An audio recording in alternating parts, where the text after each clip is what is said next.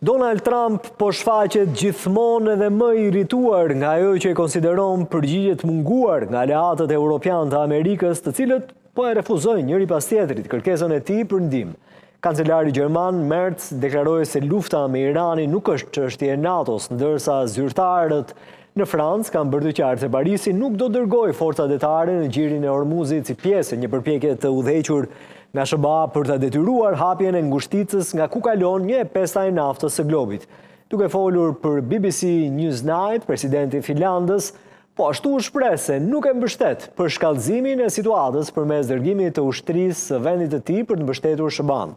Trump shprehu habi që vendet e tjera nuk ishin të etura për të marrë pjesë dhe thekson se shtete si Kina dhe Japonia, të cilat varen shumë nga ngushtica e Hormuzit për fuqizimin dhe furnizimin e tyre me naftë, duhet të kontribuojnë. Kërkesa e presidentit të SBA-s që aleatët evropianë të ndihmojnë në sigurimin e kalimit të cisternave të naftës